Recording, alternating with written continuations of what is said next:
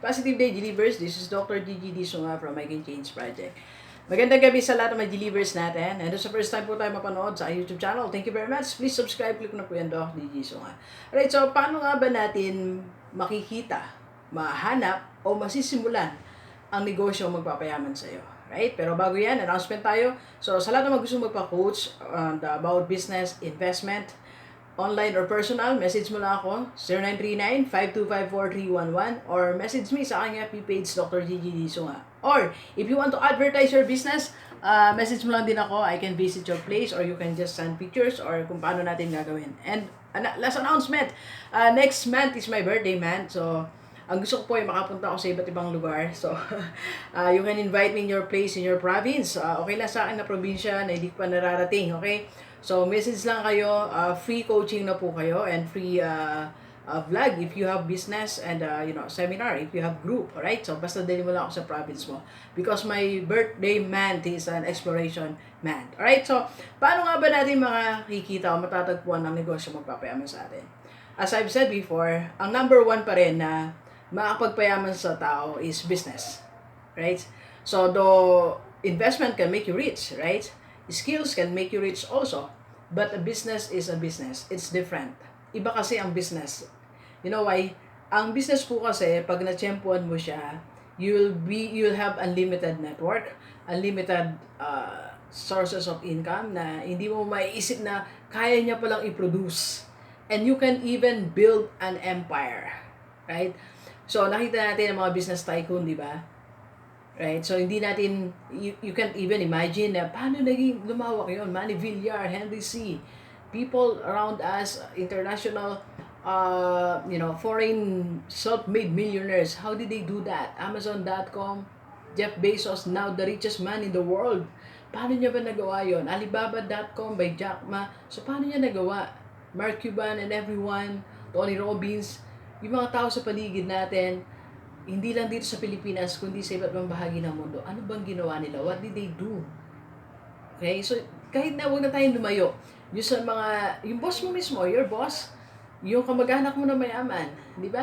Yung kapitbahay mo na mayaman, how did they do that? Anong ginawa nila? Right? So, let's see. Let's try this formula na naobserbahan ko. And I myself, I'm not that rich. Sabi ko nga, I'm just starting.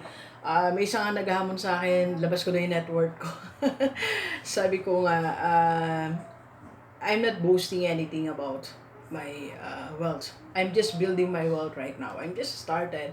Okay, so, pero tingin ko, ito yung formula, ito yung pwede makatulong sa atin. There are 4 ways, right? So, number 1, keep stimulating your brain. Keep stimulating your brain. Right? So, keep reading, keep talking to different types of people, keep observing rich people.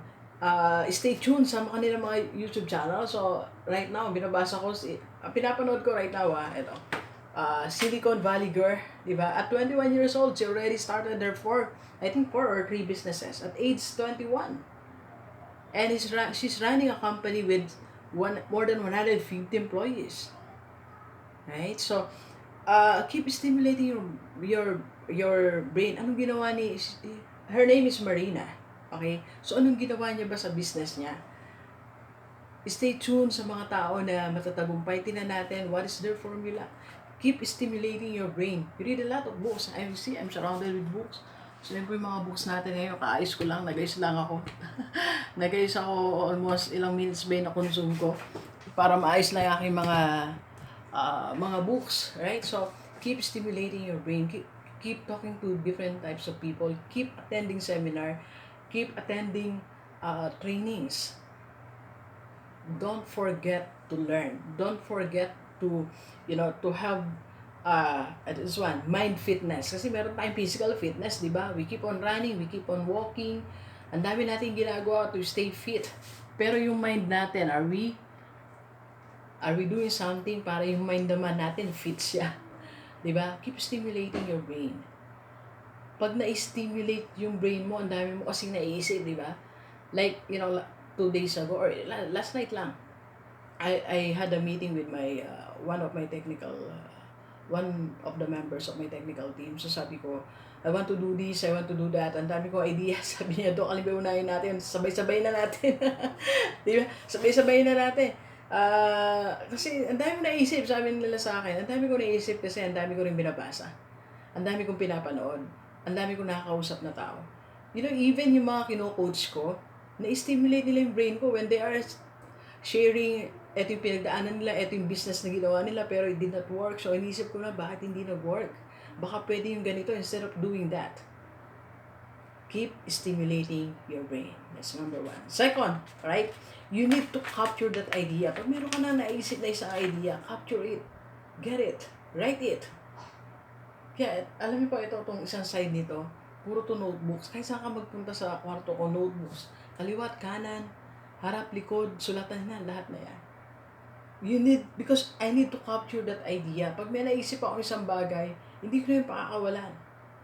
I need to do that. Tinetable ko na. So, like, last March, I had my overrun business, which is successful now. So, run by my sister. Okay. So, second, now I'm be launching na-delay lang tayo ng 1 week sa aking e-commerce business, pero I'll be launching it this Sunday siguro, hopefully.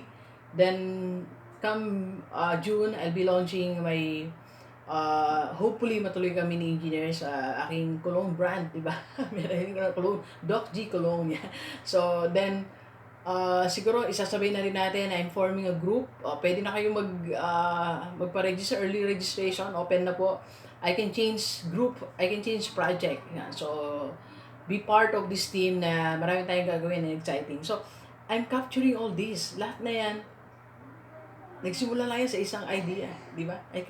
I-capture natin, then capture that idea and transform it to business. Then gawin mo siyang negosyo. Sabi nga sa Zuckerberg, all ideas don't come in full form. Basta may naisip ka lang na isa eh. Tapos, eto na siya. Eto na pala siya. Habang ginagawa mo, gagantuin ko siya. Di ba? Facebook is not Facebook before. Microsoft is not Microsoft before. Ideas lang. Then eto na. Di ba? Alibaba.com is not Alibaba.com before. There was only an idea. GDS corporate training is not corporate training then. Ang idea ko lang noon makapag-seminar sa mga young people, sa mga churches. So you capture that. You capture that idea, then transform it into business. Then isipin mo na, anong business? Paano ko siya gagawin business? Alright? That's second. And third, okay, para matuluyan siya maging business, to find the right business for you that will make you successful, or specifically to make you rich, find the team. You need to have a team. I'm telling you, you can't do it alone. Otherwise, you will get stuck to single idea. Pag mag-isa mo lang gumagawa, isa lang magagawa mo sa buhay mo. Okay? So, find the team, find good people. I believe good people you're not making good people. Pagdating nila sa'yo, good na. Pagdating na sa'yo, bad na sila. Dok, dyan na ba yan? Judgmental ka?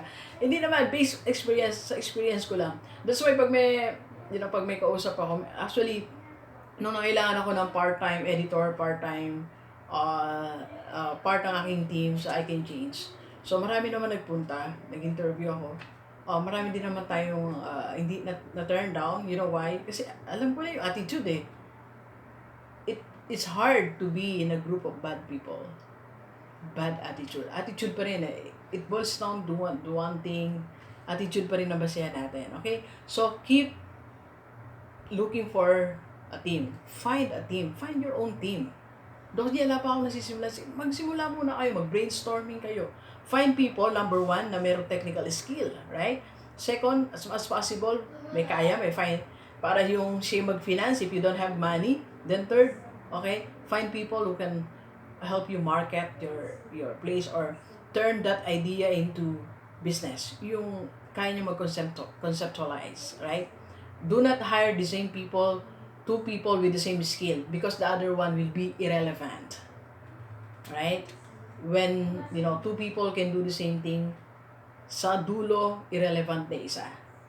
Okay? So, kailangan meron siyang isa technical skill, isa may pera, isa may capacity to explore things, to think, di ba? Alright? So, find the team. That's the secret. Find a team. Alam niyo, pagkaisip ko ng isang idea, now, yung vlog ko, YouTube ko, may team solid ako talaga. And she's just a high school student and other one na may part-time ako. Okay, then may overrun business, okay. Now, ngayon, ito, ang aking, may e-commerce, may isang team din ako. So that's what I'm doing. So I have a team who will help me because I'm a full-time principal at present. I'm still working from 8 to 5. Full-time principal, full-time dean of academic affairs of our school. Sa Balanga City po. By the way, if you want to enroll from preschool, elementary, junior high school, senior high school, and college, we have 11 courses. We have, nag-advertise na ako, no? Pasensya na po, enrollment kasi, pasukan, sayang naman, para baka hindi alam ng public na meron kaming nursing, meron kaming civil engineering, meron kaming BA-Com, BS IT and ACT, we also have HRM and tourism management, and of course, we have BSA, accountancy, business ad, and customs administration, and I am the Dean of the College of Education, BEd and BSed, major in English. Yan, mag-inquire lang po kayo sa amin, alright? So, yan you find the team, okay? Especially if you are working pero ang dami mong gustong gawin, pwede mong gawin yan. Just find a team. At least 2, 3, siguro every other day, mag-coffee kayo, kahit sa bahay lang, di ba? Brainstorm, do this, do that. Mostly naman, pag naisip mo, e-commerce, wala ka namang initial na gastos, meron man, konting-konti lang eh. Di ba? By the way, if you want to start your e-commerce business, I have my team who can help you, right? Di ba? And number 4. So, ganito you stimulated your brain, may idea ka na-convert mo siya sa business because of the help of your team. And 4, to find the business or to convert it to an income-generating business, right? Or project or any activity, don't settle, right? Try to expand, to explore. Until you find the right business, until you find the right products, until you write the right services na pwede mong i-offer. I was talking to our president 2 days ago, or yesterday. Sabi niya nga, merong isang product na magbubume. Siya yung magdi-define, magiging turning point ng business mo. Meron talaga eh. Alam niyo, sa dami ng nilaunch kong business, sa dami ng nilaunch kong mga gawain, may YouTube channel, ito talaga siya eh. Ito yung nagbigay sa akin, mula dito nanganak ang iba kong business. Mula dito nanganak yung iba't ibang sources of income ko. Right? So, you have to expand, you have to explore. Tignan mo ano pang pwedeng gawin. Okay? So, huwag kang mag-settle dun sa, okay na, kumikita na ako ng 5,000, okay, additional 5,000, 10,000. There's more. There's more than 10,000. You just need to explore. Just need to expand. Tingnan mo, ano pang pwede mong gawin, di ba? Nag-exist na business mo, try to add other products. O kaya, i-package mo siya as a franchising. Magpa-franchise ka, mag-branch out ka. Or you offer the same services. Like, for example, is related services. Like in my case, I'm a speaker. So, ang related dyan, coaching, coach people. Di ba? Hindi man ako lumayo, doon pa rin tayo. So, magkakaugnay pa rin ginagawa ko. I read, I watch videos and everything, stimulating my mind every day. Hindi tayo naubusan ng ideas eh. Alright? Sabi nga, di ba, 70,000 thoughts every day. Yan yung dumadaan sa isipan natin. Sa dami na yan, siguro kahit 5% may ideas of business yan, di ba? Let's capture that. Alright? So, paano mo ma-discover ang isang negosyo na magpapayaman sa'yo? Keep stimulating your brain, alright? Second, capture that idea and turn it into business. And with the help of number 3, your team. Okay? And number 4, don't settle, expand, explore. Okay? Alam nyo, kadalasan, hindi naman yung sinimulan mo, yun ang, yun yung magiging tunay mong business. Bisan, passes mo lang yan, starting point mo lang yan eh. Starting point mo lang, then, eventually, ito pala siya, ito pala yung dulo, di ba? Akala mo, magsisimula ka lang ng, magiging choreographer ako, baka mamaya may dance studio ka na, di ba? Nagtitrain ka na rin ng mga new choreographers, new breeds of choreographers. Like in my case, speaker, dati gusto ko lang mag-speak, ngayon I'm training speakers, I have my e-course. Gusto mo bumili ng e-course ko, pwede na po. Okay, so mag-apply ka na. For only 699 pesos. Alright? So, what else? And if you want to Because, Doc D, may idea ko, kaya lang hindi ko talaga alam convert. Hindi ko alam talaga kung anong gagawin ko. Hindi ko alam kung paano gagawin para maging siyang business. So, I can help you. Message mo ko, 0939-525-4311 or sa aking FB page, Dr. Gigi. So, okay? So, okay, if ever naman na gusto mong puntaan ko yung business mo or for, to advertise and you want to increase it by 20 to 40%, ayan nangyayari sa mga na-advertise natin, mag-message ka na sa akin.